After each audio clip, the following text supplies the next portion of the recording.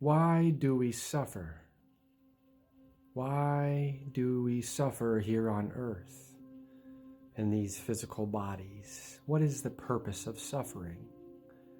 Well, it's partly karma. We're just karma unfolding. We're just nature unfolding.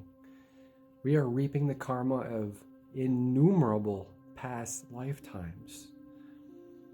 So even if we're good this whole life, we may die a tragic death, which happened to this one bhikkhu that Ram Dass recounts a story about. He was a very good bhikkhu, and he did everything by the book his whole life, but then he ended up dying a very bad death. And they said, why? This guy was so good. Why did he die such a terrible death? And they said, he murdered his parents in one of his last lives. So we are paying back an enormous karma. And so why do we suffer? Well, that's one reason. Another reason is because we have to. Why? Why do we have to? Because that is how we gain our freedom. And that is how we help others. We gain wisdom through suffering in order to help others who are caught in the cycles of suffering. We are on a planet.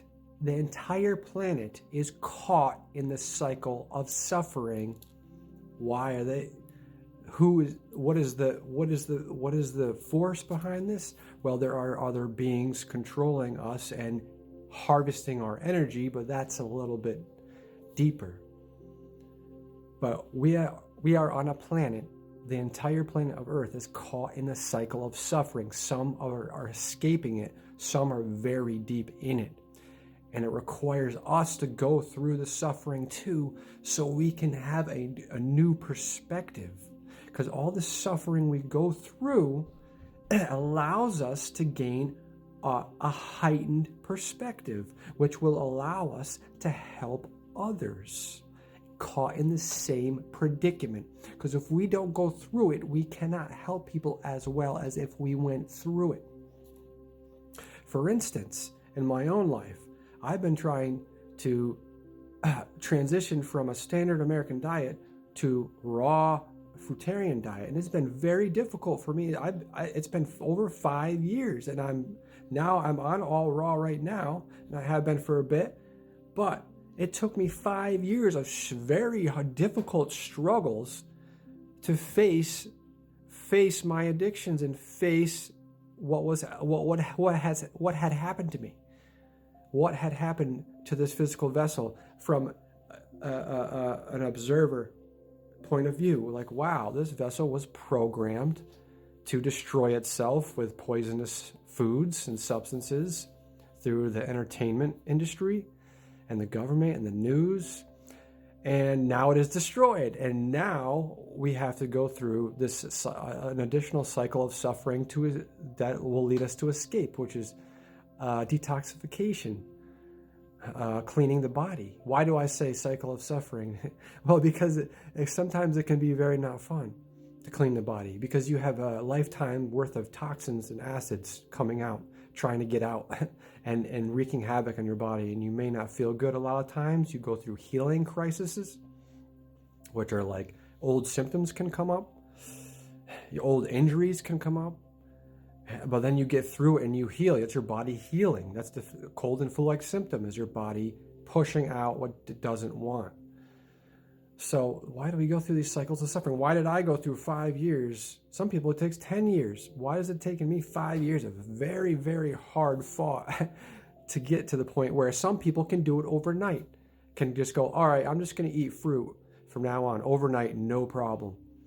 Well, that was just how it is for them, and that's how it is for me. But guess what? Now that I've gone through such a difficult time, and I've gained the wisdom from the suffering, I can better help others because I understand exactly why they're stuck, where they're stuck. That's the point of view we gain when we go through suffering that we otherwise couldn't have.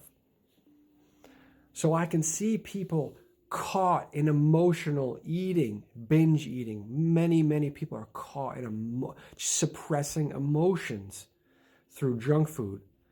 Almost the whole planet, because we're all heavily emotionally traumatized. So I can recognize this as have gone through it and try to fight it back and to conquer it. So I know I can step in, because when you're in it, a lot of people can't recognize what's happening to them. They can't recognize their addictions. They don't realize I want bread and pasta because it's a fungus. They don't realize I want this food, junk food, because of parasites. They don't realize I want salt because my adrenals are torched because I drank too much caffeine. They don't realize these things. And having gone through these things allows us to help them. And everybody is caught in the cycle of suffering. That's what this earth basically is, until we can go through it and come out of it by the grace of God. Until we realize, wait a minute, I can stop this suffering by staying in the eternal present moment of God's love. That's how I stop the suffering. I stop identifying with it. That's how I stop. That's not me. I'm not my body. I'm not my mind. I'm not my arms. Therefore, whatever happens to those, that's not me. That's the actor that I'm identifying with and I'm feeling with. And I where my emotions are attached to in this plane. That's all. So once you can start changing your perspective, that's how you escape the cycle of suffering. By surrendering to God completely and staying in the present moment and not worrying about a thing. You can still feel negative physical emotional and all these things, right? You can take the step back and observe it. That's why we suffer. In a nutshell, and remember, the only thing I can ever offer you is myself from the only perspective I could possibly have, which is mine. And that's what everybody can offer. So if you were thinking about creating something or making some videos or saying some things, and you've been through some experiences, guess what? There's somebody somewhere who would benefit from your love, your giving yourself unconditionally, just openly. That's what you're doing by sharing your difficult sufferings, experiences, and coming out on the other side. We're staying present in God's eternal love. I am God's eternal love pouring forth, right? And we don't need to worry about things like, how am I going to make money? Do I have to, do things I really don't want to do to make money? Well, you're doing what you're doing, and that's what you're doing, and that's all you're ever going to do. We're not here to judge ourselves for what we're doing at all. It doesn't. You're doing what you're doing, and that's just how it is on this world. Don't judge, and you do it as consciously as you possibly can, no matter what it is. That's it. You do it as consciously as you possibly can, and you continue to work on raising your vibration, and you will escape these lower vibrational jobs. I was in many lower vibrational jobs. It caused me much suffering. How did I escape the suffering I was in perpetually, seemingly? By going within and staying present, meditating. This is how I escaped that suffering. I went from working jobs I hated and caused me so much anxiety to, in a sense, you could say manifested, but it's more like you attracted through your raising your vibration. Now I'm a stay-at-home dad, and I get to hang out with my son all day, and now my daughter. And I'm going to homeschool him. For me, that's like, yeah, I did that by raising my vibration. There's no question about it. Because if you look at your previous cycles of suffering and how you were caught in the same thing forever, never stopped, and then something changed. Something changed. Remember, you have to change to experience a change. If you do nothing, that's the definition of insanity and expecting change, right? Doing nothing and expecting change is the definition of insanity. We either have to take action towards a change or we have to raise our vibration. presence and purification. Namaste.